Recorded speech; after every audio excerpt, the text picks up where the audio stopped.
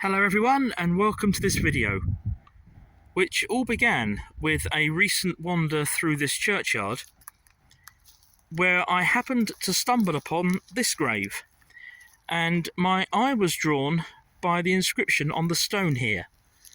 It says, "In memory of George Eliot, who died 3rd of February 1905, aged 76 years, a veteran of the New Zealand and Indian Mutiny campaigns." And then the inscription goes on and also includes his wife, who died in 1924. Now, I don't know about you, but whilst I'm reasonably familiar with the Indian Mutiny and also a little of the history of New Zealand, I wasn't aware of a specifically New Zealand campaign. Now, if this man died at the age of 76 in 1905, then we can see that he would have been born somewhere around 1829. Let's assume he was around 20 years of age when he was in the military. We're looking at someone who would have been in the army around the years 1849, 1850, and so on.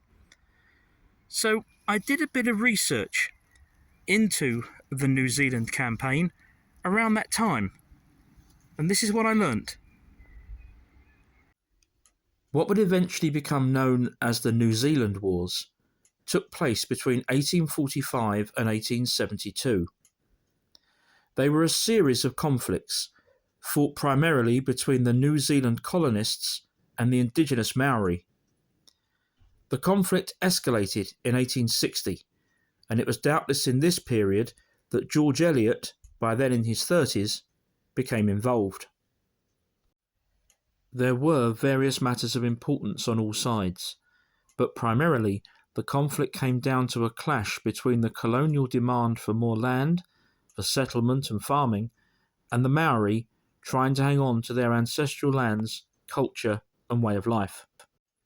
The New Zealand colonial government raised troops and called for military support from Great Britain. This led to the series of major campaigns that took place between 1863 and the end of the war in 1872. At the height of the campaign, the British had around 18,000 troops in New Zealand against a force of Maori warriors that never totalled more than around 5,000. Despite putting up a formidable resistance, the Maori were eventually overwhelmed by the sheer weight of numbers and firepower of the British Army. The British Army lost less than 750 men in all the New Zealand wars, whilst the Maori tribes lost well over 2,000. By the end of the wars in 1872, there was no question that the face of New Zealand had changed. So, with these wars forming such an integral part of New Zealand's history today, why have they been largely forgotten by the rest of the world? Well, I don't think there's any one particular answer to that. First of all, we should remember that this was the 1860s and 70s. The British Empire was approaching its zenith, and eyes were more readily turned towards locations such as Australia, Canada, India, and Africa. Plus, Britain at this time was engaged in innumerable small wars, and arguably New Zealand was just one among the many.